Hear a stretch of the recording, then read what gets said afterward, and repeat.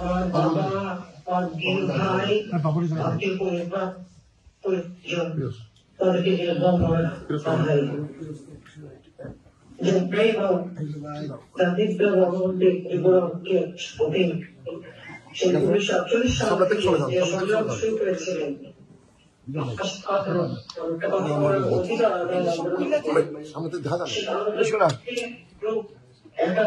মহান মুক্তিযুদ্ধে বিজয় যে নির্যাতন সহ্য করেছেন আমাদের অগণিত নেতৃত্বটি তারাও জাতির পিতা বঙ্গবন্ধু শেখ মুজিবুর সাথে ত্যাগ করেছেন। এই আত্মত্যাগের মধ্য দিয়ে আমরা পেয়েছি আমাদের স্বাধীনতা। এক প্রদেশ ছিল শোষিত বঞ্চিত মানুষ, দারিদ্র্যের সীমার নিচে প্রায় 80% উপরে মানুষ। তাদের উন্নত জীবনকে দুঃখী মাত্রাবেন সুন্দর করে দেখতে গরিব করে লেগেই ছিল জাতির পিতা বঙ্গবন্ধু শেখ মুজিবের একমাত্র লক্ষ্য। আর সেই লক্ষ্য বাস্তবায়নের জন্য নিজের জীবনকে তিনি উৎসর্গ করেছিলেন। যে অত্যাচার নির্যাতন সহ্য করতে হয়েছিল এই পাকিস্তানের আমলে যা ভাষায় বর্ণনা করা যায় না। মহান মুক্তিযুদ্ধ জাতির পিতা সেই 25শে মার্চ রাতে যখন পাকিস্তান হানাদার বাহিনী গণহত্যা শুরু করে তিনি 26শে মার্চের প্রথম প্রহরী স্বাধীনতা ঘোষণা করেন 32 নম্বর রোডের বঙ্গবন্ধু ভবন থেকে। তাকে সারা দিয়ে জাতীয় সমগ্র জাতীয় অস্ত্র তুলে দেয়, যুদ্ধ শুরু করে। 7ই মার্চ 71 সালে তার যে ঐতিহাসিক ভাষণ, যে ভাষণের মধ্যে দিয়ে তিনি বলেছিলেন এবারের সংগ্রাম আমাদের মুক্তির সংগ্রাম, এবারের সংগ্রাম আমাদের স্বাধীনতা সংগ্রাম, এবং ঘরে ঘরে দুর্গ গড়ে তুলে সবাইকে প্রস্তুত হতে বলেছেন। আওয়ামী লীগের নেতৃত্বে সারা বাংলাদেশে সেই সময় সংগ্রাম পরিশ্রম করে ওঠে। আর সেই সংগ্রাম পরিশ্রমের নেতৃত্বে এদেশের মানুষ অস্ত্র তুলে নিয়ে যুদ্ধ করে বিজয় অর্জন করে। বিজয়ের পর স্বাধীনতা ঘোষণা দেওয়ার সাথে সাথেই জাতির পিতা বঙ্গবন্ধু শেখ মুজিব থেকে গ্রেপ্তার করা হয়। এরপর আমার মা, আমার ছোট ভাই জামাল, রেহানা, ছোট বোন রেহানা, রাসেল, আমি সহ সকলকে গ্রেপ্তার করে 18 নম্বর রোড বর্তমান নামে এই 26 নম্বর একটা বাড়ি ছিল সেভাবে বন্দি করে রাখে। আর আমার পক্ষে পাকিস্তানের কারাগারে নিয়ে যায়। সেই দৃশ্য সেই সময় কষ্টের মধ্যে দিয়ে তাকে মানবের জীবন কাটাতে হয়েছিল। আমাদের বাংলাদেশের জনগণ হাতে নিয়ে যুদ্ধ করে মিত্র শক্তি সংখ্যা বাংলাদেশকে শক্তি মুক্ত করে এই ডিসেম্বর মাসে। ডিসেম্বর মাসের 16 ডিসেম্বর আমাদের মুক্তিযুদ্ধে বিজয় অর্জিত হয়। তখন কিন্তু আমরা বন্দী, আমার মা বন্দী, আমরা মুক্তি পাই 17 ডিসেম্বর। আমি আজকে আমাদের যে 30 লক্ষ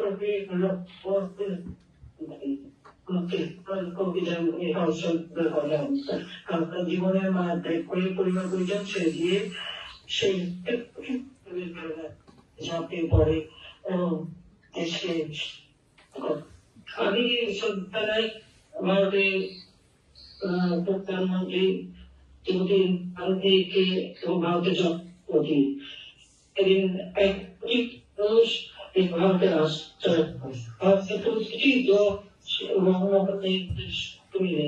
বাংলাদেশের মানুষকে সহযোগিতা করে মহান মুক্তিযুদ্ধে।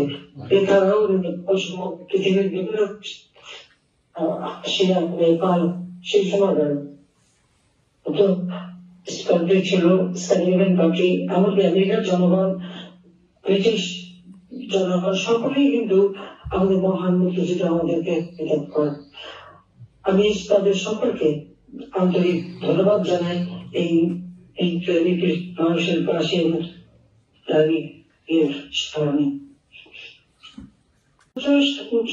ছিলেন জাতির পিতা বঙ্গবন্ধু শেখ মুজিব। একটা প্রদেশকে রাষ্ট্রীয়কৃত করে যুদ্ধবিধ্বস্ত দেশ তিনি গড়ে তুলেছিলেন। কয়েকজন মাসের নিরাপত্তা নিশ্চিত করেছিলেন সেই বিজ্ঞান সব দিক থেকে, এবং 9 মাসের মধ্যে 10 মাসের মধ্যে একটি সংগৃহীত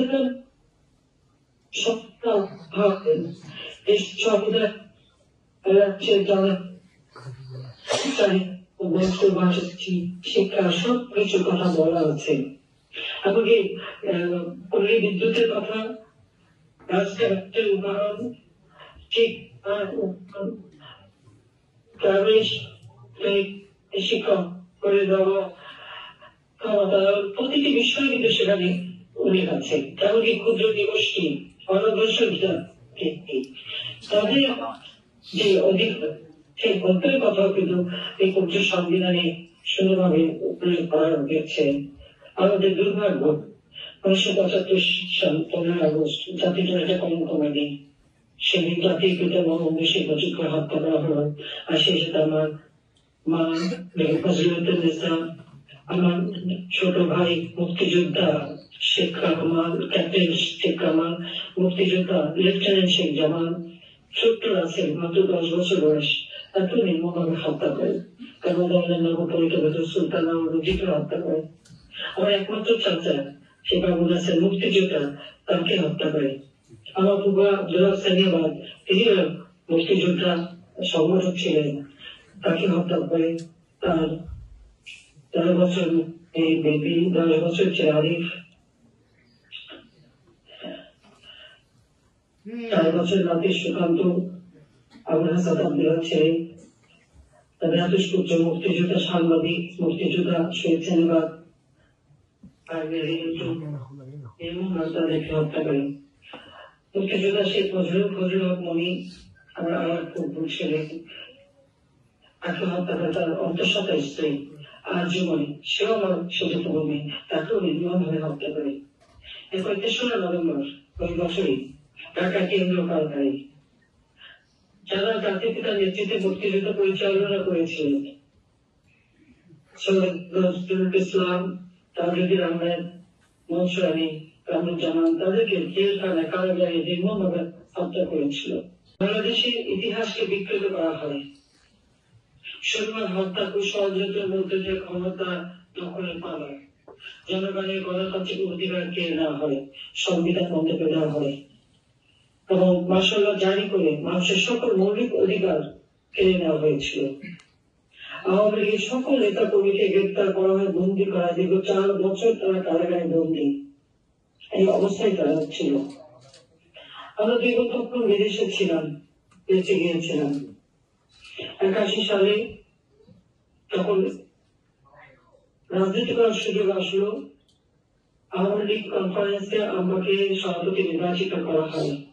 আমি খুবই ছোট ছেলে নেই, 10 বছরের জোয়ান, 8 বছরের শিশু কন্যা সালমান, অসংখ্য পুত্রকে রেখে আমার কাছে নিয়ে আমি চলে আসি বাংলার মানুষের কাছে।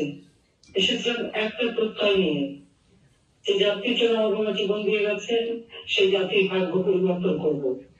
বাংলাদেশ স্বাধীন বাংলাদেশ, যে বাংলাদেশ মুক্তিযুদ্ধ চলাকালীন সময় উনি আমেরিকার তখনকার পররাষ্ট্রমন্ত্রী কিসিঞ্জার বলেছিল যে বাংলাদেশ স্বাধীন কিভাবে বটমলেস বাস্কেট হবে। আমার একটা চ্যালেঞ্জ ছিল যে বাংলাদেশ বটমলেস বাস্কেট হবে না, বাংলাদেশ উন্নত দেশ হবে। এবং সেই চ্যালেঞ্জ দিয়েই দীর্ঘ সংগ্রাম করি। অনেক ঘাত প্রতিঘাত চড়াই উঠে আমাকে পার হতে হয়, বারবার প্রতিবন্ধকতা সৃষ্টি করা হয়। এই সবকিছু অতিক্রম করে শুধুমাত্র বাংলাদেশের মানুষ তাদের সমর্থন নিয়ে, তাদের স্নেহ ভালোবাসা নিয়ে আমি 96 সালে প্রথমে সরকার গঠন করি। 4 জানুয়ারি 2001 বাংলাদেশের মানুষের একটা সংযোগ ছিল। মানুষ গণতান্ত্রিক অধিকার ভোগ করেছে, অর্থনৈতিক মুক্তির পথ দেখেছে, বাংলাদেশ দ্রুত এগিয়ে যাচ্ছিল। এবং 2001 সালে আমি গ্যাস বিক্রি করার মুসলিমা দেয়নি বলেই আমি ক্ষমতা আসতে পারিনি। সেটা একটা গভীর চক্রান্ত ছিল।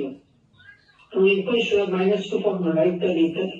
তারপরে আসলো বাংলাদেশে এমার্জেন্সি, সবাই আমাকে গ্রেপ্তার করা হলো অগণিত মামলা। এবং বিএনপি 2001 ক্ষমতা আসার পর আওয়ামী লীগের অগণিত নেতা করে প্রায় 21 নেতা হত্যা করেছে, আহত করেছে, ঘরে দখল করেছে, হাত কেটেছে, চোখ তুলে দিয়েছে, জামাতা বিএনপি মিলে হাতুড়ি দিয়ে পিঠে পিঠে আমাদের নেতা কর্মীর হাত গুঁড়ো গুঁড়ো করেছে, হত্যা করেছে। বিভীষিকাময় অবস্থা, তার উপর জঙ্গির সৃষ্টি, বাংলা ভাইয়ের সৃষ্টি, প্রকাশ্য জীবনের অস্ত্র হাতে নিয়ে ঘুরে বেড়াচ্ছে জঙ্গিরা, একটা সন্ত্রাসের রাজত্ব কায়েম করে। তাদের বাংলাদেশ বলতে গেলে বিশ্বের চ্যাম্পিয়ন হয়েছে বিএনপির আঙুলে। দুর্নীতি, স্বজনপ্রীতি, দখল, লুটপাট, মানি লন্ডারিং এমন কোন অপকর্ম নাই 2001 থেকে 2006 পর্যন্ত আনবে। এমনকি 1,23,00,000 ভোটার দিয়ে ভোটার লিস্ট তৈরি করে মূলত একটা নির্বাচনের আয়োজন করে। তার এই দুঃশাসনের কারণে বাংলাদেশে রাজত্ব শুরু হয়। কিন্তু সেখানেও কিন্তু আগে আমাকেই গ্রেপ্তার করে। আমি বিদেশে ছিলাম, আমাকে দেশে আসতে দেবে না, আমি জোর করে দেশ আসি। আমি কৃতজ্ঞতা জানাই আমার প্রবাসী ভাই বোনদের জন্য। এই আমেরিকা থেকে শুরু করে সারা বিশ্বে অনেক যখন একসাথে আমার সাথে দেশে ফিরেছিলেন, কারণ আমি জোর করে দেশে ফিরেছিলাম শতভাগে অপেক্ষা করে, তখন আপনাদের পাশে পেয়েছিলাম। আসলে বাংলাদেশের প্রতিটি অর্জনের পিছনে প্রবাসীদের অবদান রয়েছে, প্রতিটি সংগ্রামের পিছনে প্রবাসীদের অবদান রয়েছে। জাতির পিতা বঙ্গবন্ধু শেখ মুজিবুর রহমানের বিরুদ্ধে যখন আগরতলা ষড়যন্ত্র মামলা দেওয়া হয়, তখনও কিন্তু প্রবাসীরা পাশে দাঁড়িয়েছিলেন। এই প্রবাসীদের অবদান আমাদের অর্থনীতিতে, রাজনীতিতে, গণতন্ত্র অধিকার প্রতিষ্ঠা আন্দোলন সবসময় কিন্তু বিরাট অবদান। এটা আমরা সবসময় কৃতজ্ঞতার সাথে স্বীকার করি এবং সকলকে আমি ধন্যবাদ জানাই। আজকেও যখন বাংলাদেশ একটা দুর্বিষহ অবস্থার মধ্যে পড়েছে, তখনও যখন দেশের ভিতরে কথা বলার অধিকার নাই, তখন এই প্রবাসীরা আপনারা এই সোচ্চার হয়েছেন। এবারেও আপনাদের সাথে কথা বলতে পেরে আমি সত্যি আনন্দিত। যখন 2007 গ্রেপ্তার করা হলো, এরপর নানা রকমের ঘটনা, যা হোক পরবর্তীতে 2008-এ তত্ত্বাবধায়ক সরকার বাধ্য হয় নির্বাচন দিতে। আর সেই নির্বাচনে বাংলাদেশ আওয়ামী লীগ এককভাবে 233টা সিট পেয়েছিল। 300 সিটের মধ্যে 233টা সিট বাংলাদেশ আওয়ামী লীগ এককভাবে পায়। আর বিএনপি জামাত 20 দলীয় জোট তারা পেয়েছিল মাত্র 30টা সিট। 2009 আওয়ামী লীগ সরকার গঠন করে। কিন্তু 2018-2024 প্রতিটি নির্বাচনে জনগণ স্বতঃস্ফূর্তভাবে আওয়ামী লীগকে ভোট দেয়, তার কারণ আওয়ামী লীগ ক্ষমতা এসে জনগণের কল্যাণে কাজ করে। আমরা যেমন দ্রব্যমূল্য নিয়ন্ত্রণে রেখেছি, প্রত্যেকটা মানুষের মাথা পিছু আয় আমরা বৃদ্ধি করে দিই। দারিদ্রের হার যেখানে 41 ছিল, আমরা সেখানে 18.7 নামিয়ে আনি। হত দরিদ্র 25.1 ছিল, তা আমরা মাত্র 5 নামিয়ে এনেছিলাম। যে মাথা পিছু আয় বিএনপির আমলে ছিল মাত্র $543, সেখানে আওয়ামী লীগের আমলে আমরা 5 গুণ বৃদ্ধি করি $2,793 মার্কিন ডলারে। 2,824 মার্কিন ডলারে উন্নীত করেছিলাম। তবে কোভিড-19 অতিমারী এবং ইউক্রেন রাশিয়ার যুদ্ধের কারণে কিছুটা কমে $2,793 মার্কিন ডলার উন্নীত হয়। আমাদের মূল্যস্ফীতি আমরা নিয়ন্ত্রণে রাখতে সক্ষম হই, +5% ছিল। তবে ইউক্রেন রাশিয়ার যুদ্ধ অর্থনৈতিক মন্দার কারণে সেটা কিছুটা বৃদ্ধি পায়, তাও আমরা 8.8% রাখতে সক্ষম। আমাদের অর্থনীতিকে আমরা অত্যন্ত মজবুত করি, শক্তিশালী করি। যেখানে বাজেটের আকার বিএনপির আমলে অর্থাৎ 2006 সালে ছিল মাত্র 61 কোটি টাকা, আমরা তা বৃদ্ধি করি এবং এই 24-এ এসে আমাদের বাজেট দিয়েছিলাম আমরা 7,93 কোটি টাকার বাজেট আমরা দিয়ে দিই। এত বিশাল বাজেট অতীতে কেউ কখনো দিতে পারেনি। আমরা প্রায় 12 গুণের বেশি বাজেট বৃদ্ধি করি। আমাদের জিডিপির আকার যা ছিল মাত্র 4,15,072 কোটি টাকা, আমরা বিএনপির আমলে। আর 2023 সালে তা বৃদ্ধি পায় 1 লক্ষ কোটি টাকায়, অর্থাৎ 4 লক্ষ থেকে প্রায় 50 লক্ষ কোটি টাকা, অর্থাৎ 12 গুণ আমরা বৃদ্ধি করি। এইভাবে পৃথিবীতে বাংলাদেশ তখন জিডিপি বিবেচনায় বাংলাদেশ 35তম অর্থনীতির দেশে উন্নীত হয়, অর্থাৎ 29 ভাবে উন্নীত করি। আমাদের লক্ষ্য ছিল যে 2021 সালের মধ্যে বাংলাদেশকে একটি ধাপে উন্নীত করবো। আমি সাথে 2007 বন্দিখানায় তখনই আমি এটা লিখেছিলাম যে কিভাবে আমরা দেশকে উন্নত করবো। এবং যেহেতু জাতির পিতার জন্মশতবার্ষিকী 2020 সালে আমরা পালন করবো আর 2021 সালে স্বাধীনতার সুবর্ণ জয়ন্তী উদযাপন করবো, তখন বাংলাদেশকে এক ধাপ করে বাংলাদেশের মানুষের সম্মান বৃদ্ধি করা, অর্থনীতি মজবুত করা, সেই লক্ষ্য নিয়ে আমরা কাজ করি এবং আমরা সফলভাবে তা করতে সক্ষম হই।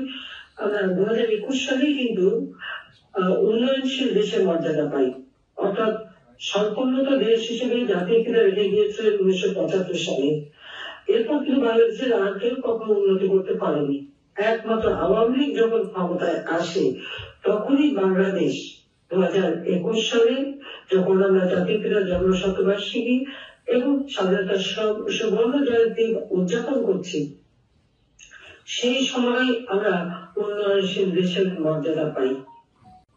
আমি জানি না আমাদের অপরাধটা কি ছিল, যেখানে মানুষের আমরা খাবারের কষ্ট ছিল না, উৎপাদন আমরা বৃদ্ধি করি, মানুষের মাথা পিছু আয় বৃদ্ধি করি, মাথা পিছু খাদ্যের নিশ্চয়তা আমরা দিই, মানুষের আয়ুষ্কাল যেটা ছিল মাত্র 59 বছর সেটা আমরা 73 বছর উন্নীত করি, সাক্ষরতার হার 45 ছিল আমরা 78.8 ভাগে উন্নীত করি, বিনা পয়সায় বই বিতরণ করে ছাত্রদের, বৃত্তি উপবৃত্তি জিজ্ঞাসা উপবৃত্তি দিয়ে শুধু তাই না, উপবৃত্তি ছাড়াও প্রধানমন্ত্রী একটা তহবিল আগে গঠন করে শিক্ষা সহায়তা তহবিল, সেই তহবিল থেকে আমরা আমাদের যারা উচ্চ শিক্ষা গ্রহণ করে দেশে বিদেশে গবেষণা করে তাদেরকে সহায়তা করি, বিজ্ঞান প্রযুক্তি মন্ত্রণালয়ের থেকেও গবেষণার জন্য বিশেষ বৃত্তি দেওয়া হতো, যাতে আমরা গবেষণা করে আমরা ধান উৎপাদন, তৈরি তরকারি, যা হয়তো শীতকালের সবজি আমরা 12 মাস যাতে পাওয়া যায় সেই ব্যবস্থা করি। আমরা খাদ্য উৎপাদন বৃদ্ধি করি, প্রতিটি মানুষের ঘরে ঘরে বিদ্যুৎ দিই, যেখানে মাত্র 2006 সালে 3000 মেগাওয়াট বিদ্যুৎ ছিল, আমরা 28,562 মেগাওয়াটে উন্নীত করি। অর্থাৎ আমাদের শতভাগ মানুষ বিদ্যুৎ সুবিধা পায়। আজকে সে ঘরে ঘরে বিদ্যুৎ নেই। এবং কেন, কিভাবে বিদ্যুৎ বন্ধ করলো ইংরেজ সরকার আমাদের জানা নেই। আমরা সবসময় আমাদের দেশে যত বিনিয়োগ আসে সেই ব্যবস্থা আমরা নিয়েছিলাম, যার ফলে আমাদের বিনিয়োগ বৃদ্ধি হয়েছিল এবং বাংলাদেশের ভাবমূর্তি যেহেতু সারা বিশ্ব উন্নীত হয়েছিল, সেহেতু পৃথিবীর বিভিন্ন দেশ বিনিয়োগের জন্য বাংলাদেশকে বেছে নেয় এবং বাংলাদেশে আসে। অর্থাৎ 2009 থেকে 2024 সাল পর্যন্ত বাংলাদেশের যে উন্নতি, যার ফলে 2024-এর 25 যে নির্বাচন হয়, বাংলাদেশের জনগণ স্বতঃস্ফূর্তভাবে আওয়ামী লীগকে ভোট দেয়। আওয়ামী লীগ নির্বাচন যদিও বিএনপি জামাত তারা বয়কট করে, কিন্তু জনগণের স্বতঃস্ফূর্ত অংশগ্রহণে আমরা সফলভাবে নির্বাচন করতে পারি। তখন থেকেই শুরু হয় চক্রান্ত, ষড়যন্ত্র। আর এই ষড়যন্ত্রের ফলে আজকে আমরা কি দেখি, কথায় কথায় কোটা সিস্টেম। 2018 সালে এই আন্দোলন শুরু হয়েছিল, আমি তখন কোটা বন্ধ করে দিই।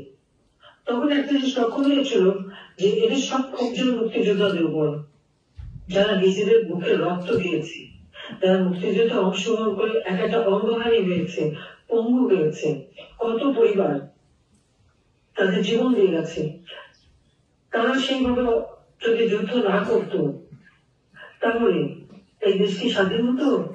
আজকে বাংলাদেশ স্বাধীন, আমাদের পতাকা, আমাদের সকলে প্রবাসীরা পাসপোর্ট পাচ্ছে, দেশে বিদেশে কাজের সুযোগ পাচ্ছে, বিদেশে যেতে পারছে। আজকে এই মুক্তিযোদ্ধাদের অবদানে কেন সম্ভব, কিন্তু তাদের উপরে যত ক্ষোভ, যত রাগ, এটা একটা অদ্ভুত পরিস্থিতি আমরা দেখি। আমাদের যারা তরুণ সমাজ, যুব সমাজ, যাদের বয়স এখন হয়তো 15 বছর বা 18 বছর বা 20 বছর, আমি তাদেরকে বলবো, তার মধ্যে আমি তাদেরকে একটা কথা বলতে চাই, 2009 সালের আগ পর্যন্ত বাংলাদেশের কি অবস্থা ছিল? 96 সালের আগে কেউ কম্পিউটার ব্যবহার করতো? কার আমাদের মোবাইল ফোন ছিল না, সব অ্যানালগ ছিল।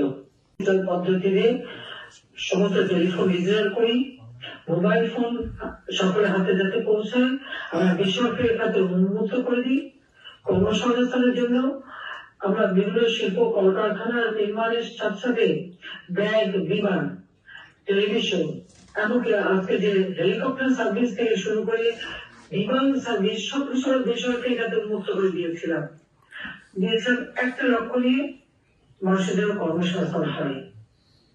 সমগ্র বাংলাদেশে ডিজিটাল সেন্টার করে দিয়েছি, সেখানে একজন মেয়ে একজন ছেলে তারা যেন উদ্যোক্তা হয়, অর্থাৎ তাদের কর্মসংস্থান হয়। আমি বসে freelancer training, learning and earning, এই ট্রেনিং দিয়ে ছেলে মেয়েদেরকে আমরা দিই যে কাজের ফাটাফাটি দেশে বসে অনলাইনে তারা যেন আয় উপার্জন করতে পারে, সেই ব্যবস্থাটা আওয়ামী লীগ সরকার করে দিয়েছে। শুধু তাই না, শিক্ষা প্রতিষ্ঠানগুলিতে যাতে ডিজিটাল পদ্ধতিতে শিক্ষা গ্রহণ দেওয়া হয় সেটাও তো আওয়ামী লীগের করে দেওয়া হয়। স্কুলে স্কুলে কম্পিউটার ল্যাব আমরা তৈরি করে দিই। আমরা ট্রেনিং এর জন্য কম্পিউটার ট্রেনিং এবং সেই সাথে বিভিন্ন আমরা সেন্টার তৈরি করে দিই সারা গ্রাম জেলা জেলা উপজেলা পর্যন্ত, যাতে করে আমাদের ছেলেমেয়েরা কম্পিউটার ট্রেনিং নিতে পারে। যেমন কম্পিউটার ট্রেনিং এর ব্যবস্থা, সেই সাথে সাথে সারা বাংলাদেশে আমরা ব্রডব্যান্ড এবং ওয়াইফাই কানেকশন নিশ্চিত করি। বঙ্গবন্ধু স্যাটেলাইট এক উৎক্ষেপণ করি, যে স্যাটেলাইটের মাধ্যমেই আজকে আমাদের টেলিভিশন থেকে শুরু করে একেবারে গভীর সন্ধ্যে পর্যন্ত মানুষজন যোগাযোগ করতে পারে, সেই ব্যবস্থাটাও আমরা নিয়েছিলাম। যে মোবাইল ফোনে কানেকশন দিতে পারে সেটাও আমরা হাতে নিয়ে সেটাও আমরা উৎক্ষেপণ করি। প্রথম একটা স্যাটেলাইট বাংলাদেশে আমরা উৎক্ষেপণ করি। এর আগে তো কেউ কোনো কিছু করেনি, ব্যাপারগুলো তাদের কোনো মানে ধারণাও ছিল না যে এভাবে করা যেতে পারে।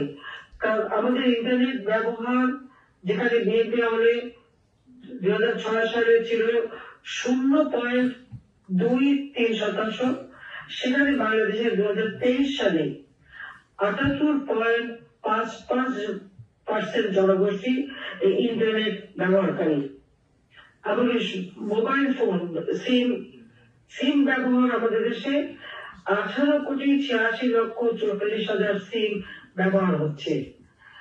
ডিজিটাল সেবা আমরা বৃদ্ধি করি, যেখানে বিএনপির আমাদের মাত্র ছিল 8টা, সেটাও আবার আমরা যে 93 সালে ডিজিটাল সেন্টার করে দিই বলে এটা সম্ভব হয়েছিল। সেখানে এখন 3,200টা সেবা জনগণ পাচ্ছে। ওয়ান স্টপ সেন্টারের মাধ্যমে মানুষ সেবা পাচ্ছে। ওয়েবসাইটে প্রায় 52,200টা ওয়েবসাইট ব্যবহার হয়। আমাদের সেটা আবাদই থাকলেও মাত্র 98টা ছিল। এবং আমরা শুধু তাই না, আমরা এখন আইসিটি ডিজিটাল ডিভাইস বাংলাদেশে উৎপাদন করি এবং আমরা কিন্তু রপ্তানি করি। আমরা ফ্রিল্যান্সার সংখ্যা প্রায় 7 লক্ষের কাছাকাছি। সারা বিশ্বে বাংলাদেশ দ্বিতীয় স্থান অধিকার করে আছে। এইভাবে আমরা দেশকে আধুনিক জ্ঞান প্রযুক্তি সম্পন্নতা জাতি হিসেবে গড়ে তুলি। আমাদের যারা যুব সমাজ তাদেরকে শুধু এই কথাই জানাতে চাই যে হয়তো যারা আমরা যখন সরকার গঠন করি 2009 সালে, হয়তো কারো তখন জন্ম হয়েছে বা কেউ 4-5 বছরের পর, কেউ 10 বছরের, আজকে তাদের বয়স কারো 15, কারো 18, কারো 20। এই যুব সমাজ বা 30 তারা একটু পিছন ফিরে তাকাক, একটু দেখুক 2007 সালে কোথায় ছিল তারা, 2008-এ কোথায় ছিল বাংলাদেশ, আর 2024 সাল পর্যন্ত এসে বাংলাদেশ আজকে ডিজিটাল বাংলাদেশ হিসেবে আমরা উন্নত করি। সবচেয়ে দুর্ভাগ্য লাগে এটাই যে ডিজিটাল বাংলাদেশ গড়ে তুললাম আমরা, আর সেই ডিজিটাল বাংলাদেশ ব্যবহার করে আমাদের সরকারের বিরুদ্ধে একটা গভীর চক্রান্ত করা হলো। ফেসবুকের মাধ্যমে অনলাইনে নানা ধরনের অপপ্রচার করে মানুষকে বিভ্রান্ত করা, যুব সমাজকে বিভ্রান্ত করা। যে কোটা আমি বাতিল করে দিয়েছিলাম, কোর্টে একটা রায় হয়। সেই রায় হওয়ার পরপরই সরকারের পক্ষ থেকে আবার উচ্চ আদালতে রিট করে সে কোটা স্থগিত করতে নেয়। 2007-এ ছাত্ররা আন্দোলন শুরু করে। আমরা তো পুলিশ দিয়ে তাদেরকে উৎখাত করে দেয়নি। 2011 জুলাই মাসের 11 তারিখে তো কোটা বন্ধ হয়ে যায়, তখন তো কোটা কোনো ইস্যুই ছিল না। তারপরে তার সঙ্গে আলোচনা করি, সব দাবি মেনে নিই। দাবি যখন সব মানা হয়ে গেল তখন তার 1 দফা দাবি, কেন আমাকে ক্ষমতা থেকে বের করতে হবে। আজকে আমরা দেখি যে এই ছাত্ররা সে সময় যে আন্দোলনের নামে যেভাবে পুলিশ হত্যা করেছে, শিক্ষকদের অপমান করেছে, সংখ্যালঘুদেরকে হত্যা করেছে, প্রত্যেকটা প্রতিষ্ঠান metro rail, expressway, Bangladesh television ভবন, সেতু ভবন, সড়ক ভবন, এমনকি আমাদের জলবায়ু পরিবেশ বিষয়ক যে ডিজিটাল পদ্ধতি সহ যে ভবন সহ প্রত্যেকটা জায়গায় তারা অগ্নিসংযোগ করে, আগুন দিয়ে পুড়িয়ে দেওয়া শুরু করে। মানুষের ঘর বাড়ি সবকিছু আওয়ামী লীগের নেতা কর্মীদের হত্যা করা, মসজিদ, মাজার, দরগা শরীফ, গির্জা, প্যাগোডা, এমন কোন জায়গা নাই যে যেখানে তারা ভাঙচুর না করে এবং সেখানে অগ্নিসংযোগ করা হয়েছে। এমনকি সেই সিলেটের সারাপাড়া মাজার পর্যন্ত তারা হামলা করে। কিন্তু কেন এগুলি করা হলো? আর অবনীরা নেতা কর্মীর উপরে মিথ্যা মামলা, তাদের জন্য সবটাই মানা হয়ে গেল। তারপর তাদের দাবি এক দফা। এবং আজকে যদি আবু সাইদের হত্যাকাণ্ডটা যেটা নিয়ে ভিডিও করে সমস্ত মানুষকে সেন্টিমেন্টে আঘাত দিয়েছিল এবং আমার বিরুদ্ধে, আওয়ামী লীগের বিরুদ্ধে একটা সেন্টিমেন্ট তৈরি করেছিল, সেটা যদি আপনি একটু গভীর ভাবে বিবেচনা করেন, দেখেন, অ্যানালাইসিস করেন, দেখা গেল একটা ছেলে হাত তুলে বলছে আমাকে গুলি করো, গুলি করা হলো। কিন্তু তাকে যে গুলি করা হলো, তারপর তাকে যে টেনে নিয়ে গেল তার সাথীরা, দুটো আড়াইটের দিকে গুলি হলো, তাকে তো হাসপাতালে নেয় নাই। একটা গুলি খাওয়া মানুষকে তো সাথে সাথে হাসপাতালে নেবে, তার চিকিৎসা দেবে, গুলিটা বের করে তাকে বাঁচাবার চেষ্টা করবে। সেটা কি তারা করেছিল? করেনি। হাসপাতালে নিল 8টার দিকে। আমার প্রশ্ন, সে যদি পুলিশ গুলি করেছিল রাবার বুলেট, রাবার বুলেটে সে তার আঘাত পেয়ে সেটা ঠিক, কারণ রাবার বুলেট কিন্তু মানুষ মারে না। এবং তাকে যে গুলি করার কথা বলা হচ্ছে ভিডিও, ওই ভিডিওটা ভালো গভীর ভাবে দেখেন তো। একটা গুলি খাওয়া কেউ পড়ে যায় মাটিতে, সেই জায়গাটা তো রক্তাক্ত থাকবে, সেখানে কিন্তু কোনো রক্তের চিহ্ন নেই। আরেকটা ভিডিওতে আমরা দেখেছি যে ছেলেটা যখন ওই আন্দোলনকারীরা যখন পুলিশকে ঢিল ছুটছে এবং লাঠি দিয়ে পিটাচ্ছে, পুলিশ পিছনে পড়ে যাচ্ছে এবং অবস্থায় আগে সামনে এগিয়ে যাচ্ছে, তখন একটা ঢিল এসে তার মাথায় পড়ে, মাথার পিছনে পড়ে, সাথে সাথে সে হাত দেয় এবং সেখানে রক্ত ধারা তার ঘাড়ে, পুলিশ সামনে, ঢিল পড়লো পিছনে মাথার উপর। এরপরে ওই যে ভিডিওটা দেখালো সে সময়, সেটা হলো সে দাঁড়িয়ে আছে, হাত তুলে, পুলিশ গুলি করলো, সে পড়ে গেল। তাহলে আমার ওই প্রশ্নটার উত্তর কি কেউ দেবে? তার কেন হাসপাতালে দেওয়া হয়নি, কেন চিকিৎসা করা হয়নি? পোস্টমর্টমের রিপোর্ট যখন আসলো তখন ডাক্তারকে ধরে আবার তার মুখে স্বীকার করানো হয়, সেই পোস্টমর্টম চেঞ্জ করা হলো এবং স্বীকার করানো হলো যে তার বুলেট বিদ্ধ। পুলিশ কিন্তু তখন কোন মেটাল বুলেট ব্যবহার করেনি, তাদের রূপগ্রামে নিষেধ করেছে তাদেরকে কোনো বুলেট ব্যবহার, পুলিশও ব্যবহার করেনি, ভিডিও ব্যবহার করেনি। আমি বলেছিলাম যে ঠিক আছে স্যার, আন্দোলন করতে দাও, ওরা তো রোদে পরে বৃষ্টিতে বেরিয়ে যেখানে আসিনি, আমরা তো রোদে পরে বৃষ্টিতে বেরিয়ে দিনের পর দিন মিছিল করে, মিটিং করে, তারপরে আমরা আন্দোলন করে দেশ স্বাধীন করেছি, গণতন্ত্র ফিরিয়ে এনেছি। আমরা তো কখনোই নিয়োগ ছিল না যে তাদেরকে হত্যা করা বা, কিন্তু কি দেখা বরং হত্যার শিকার হলো পুলিশ, হত্যার শিকার হলো আওয়ামী লীগের নেতা কর্মী, হত্যার এবং অপমানের শিকার হলো শিক্ষক থেকে শুরু করে এমনকি সংসদ সদস্য, মন্ত্রী, তাদের বাড়ি, সংসদ সদস্যদের যে এমপি হোস্টেল, তারা ভেঙে সেগুলি এই ছাত্রদল যে লুটপাট করলো এবং প্রত্যেকটা কি তারা সার্চ করার জন্য সব লুটপাট করা। সংসদ ভবন, সেই সংসদ ভবনে তারা হামলা করলো। একটা রাষ্ট্রের 3টা উইং থাকে, একটা হচ্ছে আইনসভা অর্থাৎ সংসদ, জুডিশিয়ারি এবং নির্বাহী বিভাগ। এই 3টে বিভাগের সমন্বয়ে কিন্তু একটা রাষ্ট্র চলে। আপনারা একটু খেয়াল করে দেখেন, এরা কিন্তু এই 3টা প্রতিষ্ঠানের উপরে হামলা করলো। সরকারের উপর হামলা, অর্থাৎ আমাকে তারা খুন করবে সেই পরিকল্পনা করলো। কিভাবে খুন করবে সে কথাও আজকে বেরিয়েছে, যে কি পদ্ধতিতে খুন করতে পারে সে পরিকল্পনাও তাদের ছিল। আমাকে ও আমার ছোট বোনকে হত্যা করবে। আমি তো রক্তপাত চাইনি। আজকে যে কয়জন মানুষ মারা গেছে আপনারা খেয়াল করে দেখেন, মিছিলের ভিতরে তারা গুলি খেয়েছে।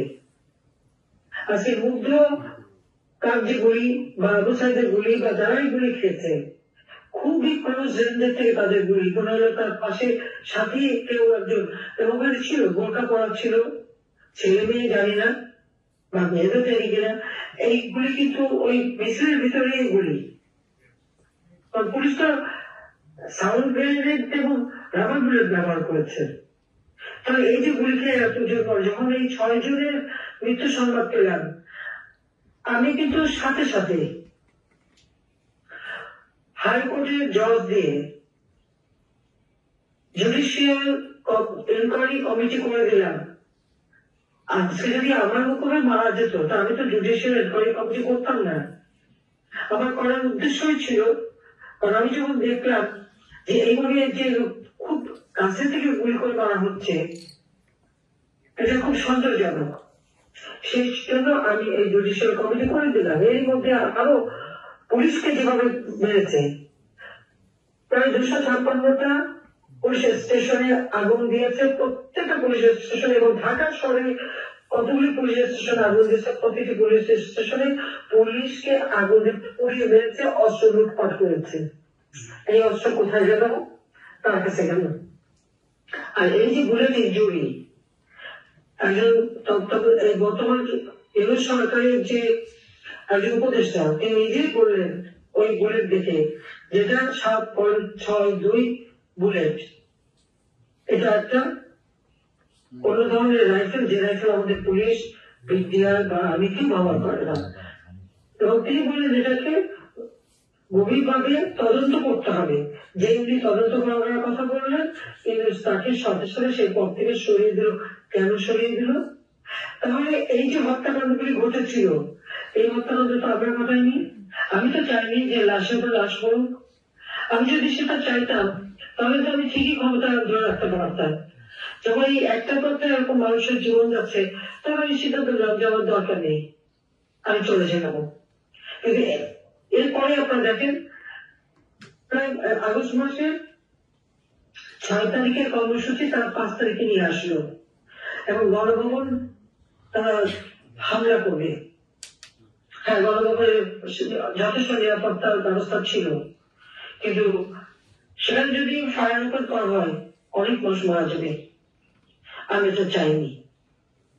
আর যেভাবে তারা তৈরি হয়ে আসছে অস্ত্র শস্ত্র হাতে নিয়ে প্রকাশ্যে, যেখানে একটি রাষ্ট্র চলমান, সরকার চলমান, সেখানে এইভাবে প্রকাশ্য অস্ত্র নিয়ে তাদের আগমন, এটা কোন ধরনের সভ্যতা, কোন ধরনের আন্দোলন? এটা তো সরাসরি হত্যাকাণ্ড ঘটানোর চেষ্টা। যেমন 15ই আগস্ট জাতির পিতাকে হত্যা করেছে, ঠিক তেমনি ভাবে আরেকটা হত্যাকাণ্ড তারা ঘটাতে চায়।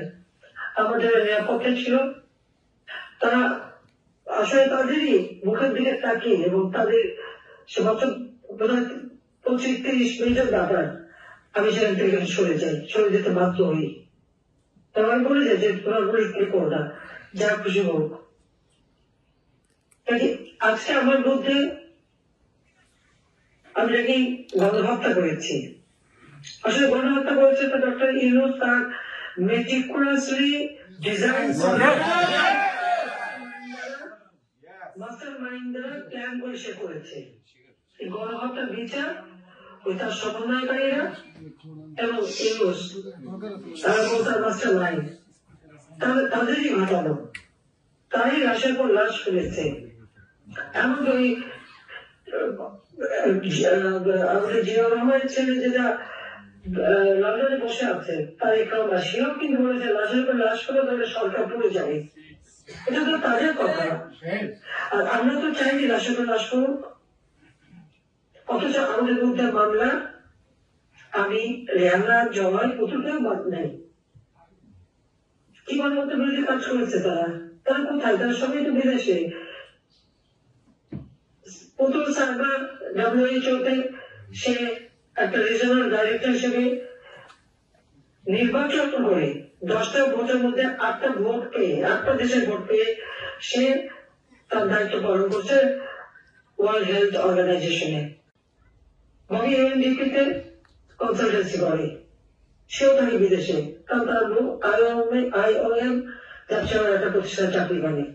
জয় আমেরিকায় সে আমাদের ডিজিটাল বাংলাদেশ করে দিয়েছে, কিন্তু সে তার নিজে কনসালটেন্সি করে বা নিজে বিজনেস করে চলে। এই তো দেশ নাই, রেহানা থাকে লন্ডনে। তাহলে এরা কি দোষটা করলো? অগণিত আওয়ামী লীগের নেতা কর্মী, তাদের কি অপরাধ? এমন কেউ নেই যার বিরুদ্ধে মামলা না দিয়েছে। প্রত্যেকটা মন্ত্রীর বাড়ি, এমপির বাড়ি, এমপি হোস্টেল লুটপাট করেছে, সমস্ত জিনিস নিয়ে গেছে।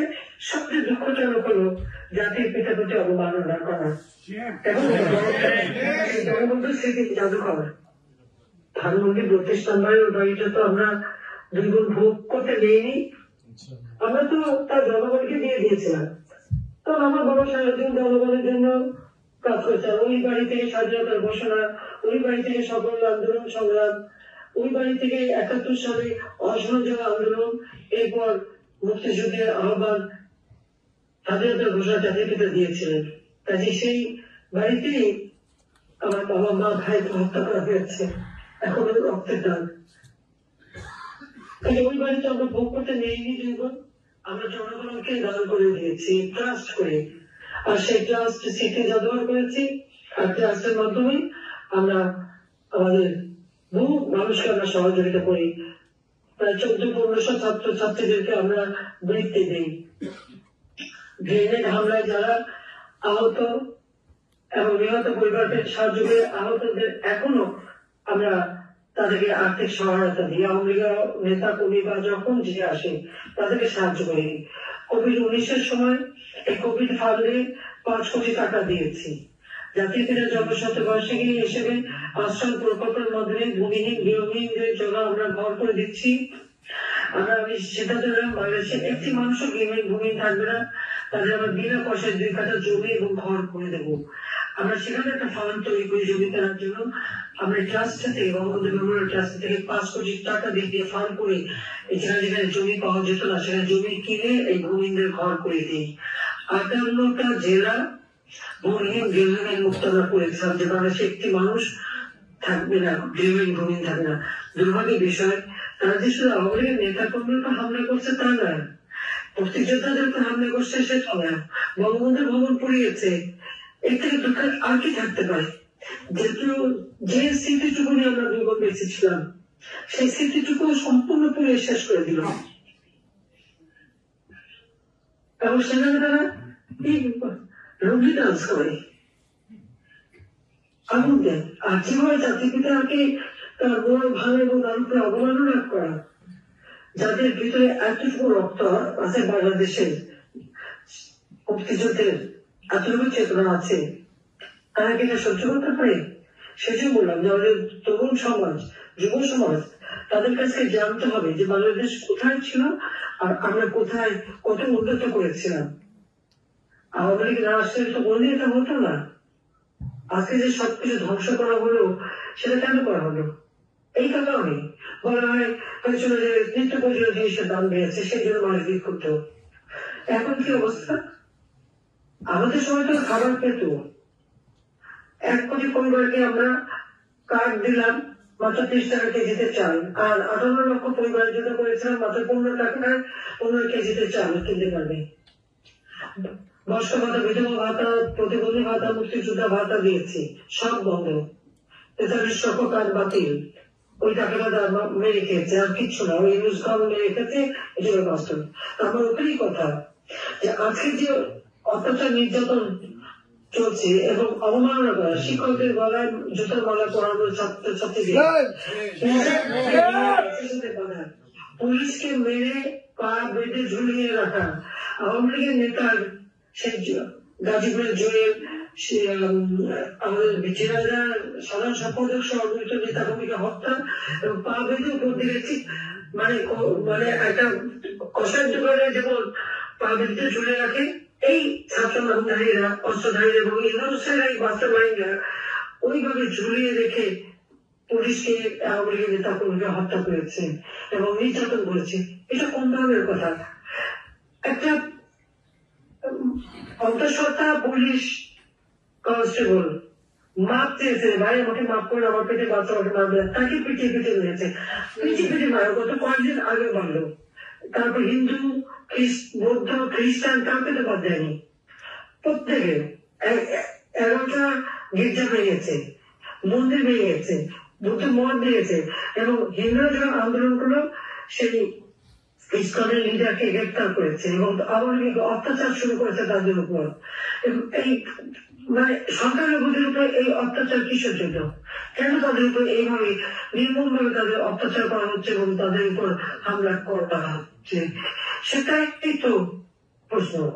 একদিকে সংবাদের রঙে ক্ষমতা গেছে, জোরে ছিল ক্ষমতা, কি বলছে তার বিরুদ্ধে দুর্নীতির মামলা হয়েছিল 6টা, সাথে সাথে সেই মামলা বাতিল।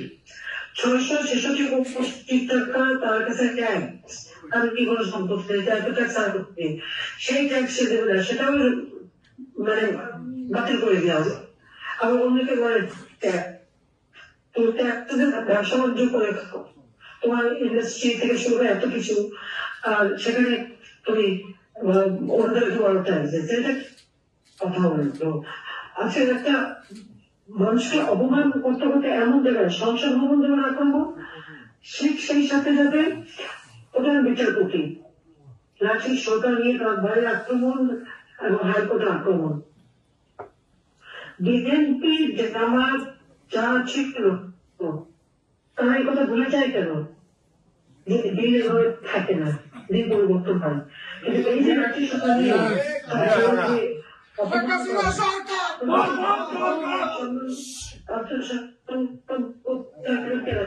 সে করেছে তাদেরকে ফিরে দেওয়া হয়েছে এবং সব জায়গায় দলীয়করণ, সব জায়গায় বিএনপি আর জামাতের বসানো। কাজে ন্যায় বিচার পাবার যে অধিকারটা মানুষের, সেই ন্যায় বিচার পাবার অধিকারও নেই। সংসদ সে ন্যায় বিচার পাওয়ার অধিকার নেই। আর এক্সিকিউটিভ অথরিটি আমি তো পদত্যাগও করার সময় পাইনি, এমন ভাবে আক্রমণ করা হবে। কাজে আমিও সঙ্গে আসতে বাধ্য হলাম। এবং আজকে যে নির্বাচন কমিশন প্রথম আইন করে আমরা নির্বাচন কমিশন গঠন করলাম, সেটা পছন্দ হলো না। হাবিবুল আউয়াল সাহেব তো কোনো রাজনৈতিক দল করতেন না, কিন্তু এখন থেকে বসে আছে সে কে, সে কোন দলের সেটা সবাই জানা আছে। অর্থাৎ সেখানে এখন দলীয়করণ হলো। মানবাধিকার কমিশন, সেই কমিশনের বাতিল। পাবলিক সার্ভিস কমিশন, তাদের সবাইকে অপমান করে তাড়ানো হলো। প্রত্যেকটা প্রতিষ্ঠানে যারা দায়িত্বরত ছিল তাদেরকে অপমান করা। সচিবরা তারা তো চাকরি করে, যে সরকার থাকে সরকারের হুকুম মানে, তাদেরকে অপরাধ, তাদের হাতে হ্যান্ডকাপ দেওয়া। আওয়ামী লীগ নেতা 80 বছর বয়স, সাবেক মন্ত্রী, এমপি, তাদের হাতে হ্যান্ডকাপ দেওয়া। এবং শুধু তাই এদেরকে যখন কোর্টে নেয় তখন তার উপরে মানে এখন ডাক্তার যেমন হাসপাতালে চিকিৎসা করতে গেছে, হাসপাতালে চিকিৎসা হলো ওই আন্দোলনকারী তারা তার উপর হামলা করে। হামলা করে কেন? আমি যারা হামলাকারী তারা জিজ্ঞেস করি তোমাদের গুলিটা কে খেয়েছে? ওই মাছটা অংশ হিসেবেই তাদেরকে গুলি করা হয়েছে। এটা উপলব্ধি করতে হবে। আর আসলে কারণ একদিন নিশ্চয়ই হয়ে যাবে, আসলে একদিন নিশ্চয়ই এই সমস্ত কিছু জনগণের সামনে আসবে। আজকে চাকরি বাকরি সব নিয়ম বন্ধ, কোন নিয়ম ছাড়াই 80,000 লোকের চাকরিতে ঢুকিয়েছে। আর ওদিকে আসলে 26 লক্ষ ইন্ডিয়ানকে চাকরি দিয়েছে। এখন ক্ষমতা আছে 26 লক্ষকে চাকরি থেকে বের মানুষকে বিভ্রান্ত কেন করলো সে? আয়না কোথায় আনা হল? এখন তো আয়না হল, কারণ গোটা বাংলাদেশে আয়না হয়ে গেছে। পর্যন্ত আমাদের নেতা কর্মীরা ঘরবাড়ি এবং মামলা সব খুনের মামলা দায়ের করা হয়েছে, তাতে প্রায় কয়েক লক্ষ আসামি। নারী নির্যাতন চলছে সমানে, প্রায় 2000-এর মতো নারী নির্যাতন মাত্র 2 মাস, সেপ্টেম্বর অক্টোবরের মধ্যে প্রায় 2000-এর মতো নারী নির্যাতন হয়েছে। পুলিশকে আক্রান্ত, পুলিশ তো আক্রমণের শিকার প্রায় 3000-এর মতো পুলিশ হত্যাই করেছে তারা পিটিয়ে। 40 জন আনসারের কোনো খবর নাই, গুম হয়ে গেছে। চুরি ডাকাতি যেভাবে বেড়ে গেছে, কোনো মানুষ শান্তিতে থাকতে পারে না, নিরাপদে ঘুমাতে পারে না, নিরাপদে চলতে পারে না। ছিনতাই, খুন, প্রতিদিন এমনকি একজনের কানের দুল ছিঁড়ে দিয়ে গেছে, সে কানটা কেটে গেছে। এইরকম একটা অরাজকতা, মানে ছিনতাই, অপহরণ, দেশে অস্ত্রতে বহনা, খুন, ধর্ষণ প্রতিনিয়ত সারা বাংলাদেশে চলছে। আর জিনিসের দাম, প্রত্যেকটা জিনিসের দাম এমন ভাবে বেড়ে গেছে, 70-80 টাকা কেজি চাল, আলু, পেঁয়াজ, তরকারি সব। এমনকি আমাদের গ্রামে যেখানে সব জিনিস সস্তা ছিল, সেখানে একেবারে রিমোট এলাকা, সেখানে আমাদের স্থানীয় লোক ফোন করে বললো, মা 140 টাকা ঢেঁড়স। আপনার তো ওই এলাকায় বলে, হ্যাঁ এরকমই দাম, আমি আধা কেজি কিনছি, বেশি কিনতে পারিনি। এইরকম ভাবে প্রত্যেকটা জিনিসের দাম আজকে বেড়ে সাধারণ মানুষের ক্ষমতার বাইরে চলে গেছে, মাথা পিছু আয় তো কমে গেছে। ইন্ডাস্ট্রিগুলি জ্বালিয়ে দেওয়া হয়েছে, হোটেল জ্বালিয়ে দেওয়া হয়েছে, আমাদের নেতাদের যত প্রতিষ্ঠান সেগুলি যেমন আগুন দেওয়া। আজকে 50 ভাগ গার্মেন্টস এক্সপোর্ট আমেরিকায় বাতিল হয়ে গেছে। তারা কি রাষ্ট্র চালাচ্ছে, কি দেশ চালাচ্ছে, কি অবস্থার সৃষ্টি করছে? তারা প্রাণী পায় আমাদের কিভাবে ফাঁসি দেবে, আমার বিরুদ্ধে কিভাবে মামলা করবে। এবং সব থেকে দুর্ভাগ্যের বিষয় যে 21শে আগস্ট গ্রেনেড হামলা, সবার মনে আছে সেদিন পার্লামেন্টে খালেদা জি বললো, ওরা তোমার কে মারবে? তো যারা নেতা, তাদের বিএনপি নেতা কর্মীদের কথা, আমি নাকি গ্রেনেড উল্লেখ করে গ্রেনেড নিয়ে মেরেছি। 11টা গ্রেনেড মারা হলো, তাহলে 11টা ফুটলো। তবে হাতে 13টা গ্রেনেডের ব্যাগ থাকলে কত ব্যাগটা হতো? আর হাতে কিলো ব্যাগ ছিল? এই যে এরকম মিথ্যা অপপ্রচার চালানো সেই সময় তারা যে পরিকল্পিত ভাবে আমাকে হত্যার জন্য গ্রেনেড হামলা করেছিল। একটা গ্রেনেড ট্রাকের উপর পড়লে আমাদের সকল নেতাকে মারা যেত। অন দ্য স্পট 24 জন মারা গেল। আইবি রহমান আমাদের নেতৃত্বে, তাকে সিএমএইচে যেমন চিকিৎসা দেবে, ছেলে মেয়েগুলি দেখতে গেছে, দেখতে দেয় না, এমন একটা অবস্থা। 24 তারিখে সে মারা গেল, তাহলে পরবর্তীতে আরো প্রায় 20-25 জন মারা গেছে। এই মৃত্যুর দায়িত্ব তাদের নিতে হবে। তত্ত্বাবধায়ক সরকার, আমরা মামলা করতে গেলাম, মতিঝিল থানায় গিয়েছিল, সাহেব চৌধুরী, তারা মামলা নেবে না, ওর মধ্যে একটা ডিজি করে চলে আসা হয়, তাও তারা গ্রহণ করতে চায়নি। এরপরে 2008 সালে যখন তত্ত্বাবধায়ক সরকার আসলো, তখন এটা তদন্ত শুরু করলো। আমি তখন কারাগারে বন্দি, আবার জবানবন্দি নিল, তারাই মামলাটা শুরু করেছিল 2008 সাল থেকে। এবং সেই মামলার সাজা হলো, সবাই খালাস, সবাই খালাস। প্রায় 30-40 জন মানুষকে মারা গেল ওই অনলাইন 24 জন, আর এরপর আরো মানুষ পাওয়া গেছে, আইবি রহমান সহ সবাই খালাস পেয়ে গেল। সত্যি থেকে যারা খুন করে তারা খালাস পায়, যারা হত্যাকাণ্ড চায় নাই, নিজের পদবি ছেড়ে দিলাম, তাদের মধ্যে হত্যা মামলা, আমার মধ্যে 229টা মামলা, সব লেগে হত্যা করেছে। এবং এইভাবে আওয়ামী লীগের সব নেতা প্রত্যেকের মধ্যে হত্যা মামলা। আওয়ামী লীগ, ছাত্রলীগ কেউ বাদ যায়নি, সকলের উপরে। আজকে ইউনিভার্সিটি গুলি অস্ত্রের কারখানা। ওই কয়েকদিন আগে দেখলাম এক ছেলে রাজশাহী ইউনিভার্সিটি, সে বক্তৃতা দিচ্ছে যে তাদের ওখানে সেনাবাহিনী হবে, এত অস্ত্র আছে যে সে নাকি ওই রাজশাহী সব প্রশাসনকে ঠেকাতে পারবে। সমন্বয়কারী একজন আপনাদেরকে বলছে যে যদি পুলিশ হত্যা না করতো আর মেট্রোরে আগুন না দিত, তাদের আগে তাদের বিপ্লব সার্থক হতো না। অপরাধ কারা করছে তার তো নিজেদের মুখেই বেরিয়ে যাচ্ছে, নিজেরাই স্বীকার করছে। আজকে যখন কেউ আন্দোলন করতে যায়, যেভাবে পেটানো হয়, আর্মিদের মারা হয়, যে গার্মেন্ট শ্রমিকদের মারা হলো, ওই স্কুলের যারা তাদের প্রতি হামলা করা হলো এবং প্রকাশ্যে তাদেরকে একজন আইনজীবী কেন দাঁড়ানো কোর্টে সে আইনজীবীকে পিটিয়ে হত্যা করলো। সাইফুল আইনজীবী সেই স্কুলের ওই নেতার জন্য দাঁড়িয়েছিল, জামিন চেয়েছিল কেন, সে অপরাধ তাকে মারা হলো। এরা কোন অপরাধী না, এদের মধ্যে কোনো আইনের শাসন নেই। সব দোষ হলো আওয়ামী লীগের। কেন? তার কারণ আওয়ামী লীগ জাতির পিতা বঙ্গবন্ধু শেখ মুজিবুর নেতৃত্বে দেশের স্বাধীনতা দিয়েছে। আর যারা এগুলি করছে তারা তো স্বাধীনতা বিশ্বাস করে কিনা সেটাই সন্দেহ, কিন্তু ভোগ করে তারা। আজকে সাহেব ক্ষমতায় গেছেন কোন দেশে? স্বাধীন বাংলাদেশে। আর তিনি মদত নিয়েছেন তার ওই যুদ্ধাপরাধী বিচার করলাম, জাতির পিতা বঙ্গবন্ধু শেখ মুজিবুর হত্যাকারীদের বিচার করলাম। এটাই কি আমাদের অপরাধ? এটা তো জাতির পিতা শুরু করেছিল, সারা বিশ্বব্যাপী যুদ্ধাপরাধীদের বিচার হয়। আজকে যে ট্রাইব্যুনাল আমরা করেছিলাম, আন্তর্জাতিক ট্রাইব্যুনাল যুদ্ধাপরাধীদের বিচার করেছে, ওই যুদ্ধাপরাধীর যিনি মানে ডিফেন্সে ছিলেন সে হয়ে গেছে চিফ প্রসিকিউটর। আর জামাত যে একটা নতুন আরেকটা পার্টি করেছিল এই পার্টি, সেই পার্টির প্রেসিডেন্ট হলো এই আইসিসির চেয়ারম্যান। সেখানে ন্যায় বিচার করতে হবে, এটা তো বাস্তব কথা। আজকে খুনিরা ছাড়া পাবে আর যারা অপরাধ করে তাদেরকে সাজা দেবে। এটাই চলছে বাংলাদেশে। এই চরম অরাজকতার হাত থেকে অবশ্যই মানুষকে মুক্তি দিতে হবে। আমি ধন্যবাদ জানাচ্ছি যে এই একটা ক্ষমতা লোভী, তার তো অর্থের সীমা নেই, গরিবকে ক্ষুদ্র ঋণের নামে শোষণ করে শত শত কোটি টাকা।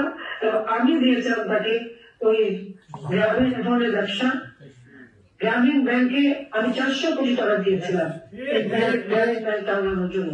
সবকিছু করে চুরি করে নিয়ে এখন সে সমস্ত টাকা এখন হচ্ছে সারা বিশ্বব্যাপী সে যে ব্যবসা করে বেরিয়েছে। কোথা থেকে টাকা পেয়েছে? সে বিদেশে এত নোবেল প্রাইজ পেয়েছে গ্রামীণ ব্যাংক, অর্ধেক টাকা তো গ্রামীণ ব্যাংকে পাওয়ার কথা, সেটাকেও দেয়নি। আজকে সারা বাংলাদেশ হচ্ছে একটা সন্ত্রাসের দেশ।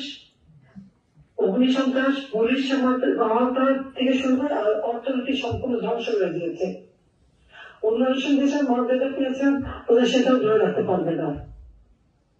সবারই টাকা ছাপাচ্ছে, 22,000 কোটি টাকা ছাপিয়ে দিল। আমাদের 16 বছরে আমরা ছাপিয়েছিলাম 60,000 কোটি টাকা, 16 বছরে। আর মাত্র 3 মাসের মধ্যে 22,000 কোটি টাকা ছাপানো, আরো দুর্ভাগ বাড়বে। এটা হচ্ছে বাস্তবতা।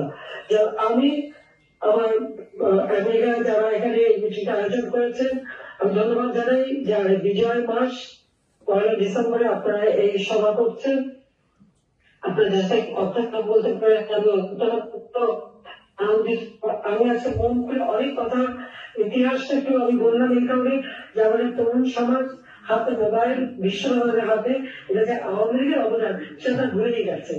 আজকে যে ফেসবুক ব্যবহার করে এটা আওয়ামী লীগের অবদান, এটা ভুলে গেছে তারা। আওয়ামী লীগের গাড়ি যে পালেই যেন এখন সবাই খুশি। এই তরুণ সমাজকে স্বাধীনতার চেতনা উদ্ভূত করতে হবে, বাংলাদেশের ইতিহাস জানতে হবে, বাংলাদেশের উন্নয়নের গতিটা কি ছিল।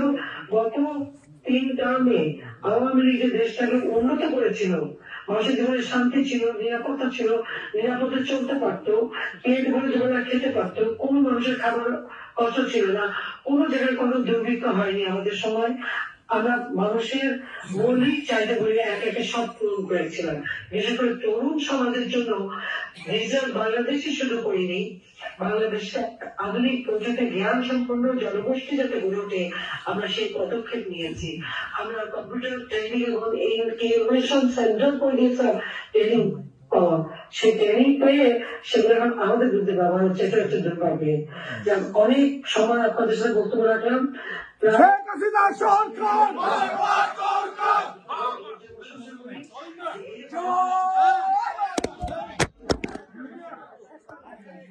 জন্য এই হত্যাকাণ্ডের জন্য ইউনিভার্সিটি একদিন ইনশাআল্লাহ সত্য উন্মোচনে আছে প্রজাতন্ত্রের মালিক জনগণ, সত্য উন্মোচনের পর্যায়ে আছে কেউ যদি ক্ষমতা অবৈধভাবে দখল করে তার বিচার হবে। অবৈধভাবে হত্যা করে ষড়যন্ত্র করে চক্রান্ত করে মানুষ এবং সংখ্যালঘুদের হত্যা করে যে ক্ষমতা এসেছে একদিন তার বিচার ইনশাআল্লাহ বাংলার মাটিতে হবে। আমি তো উৎসাহকে বলবো যে তার জন্য একটু সংবেদন হয়ে আসছে। বাংলাদেশটা স্বাধীনতার ইতিহাসটার জন্য তারা জানার চেষ্টা করে যে কত ত্যাগের মধ্য দিয়ে আমরা স্বাধীনতা অর্জন করেছি এবং তারা এটা ভোগ করছে। কাজে আমাদের ওই প্রবাসীদেরকে বলবো আমাদের অর্থনীতিতে, আমাদের আন্দোলন সংগ্রামে, আমাদের প্রতিটি অর্জনে সংগ্রামে স্বাধীনতায় প্রবাসীদের অবদান অনস্বীকার্য। তাদের আমরা শ্রদ্ধার সাথে এই অবদান আমি স্মরণ করি। সবাই ধন্যবাদ জানাই, আন্তরিক ধন্যবাদ জানাই আপনাদের সকলকে। এবং আপনাদের রেকর্ড করেছে এটা কিন্তু আপনার ইচ্ছা মতো দিতে পারেন, এটা প্রচার করতে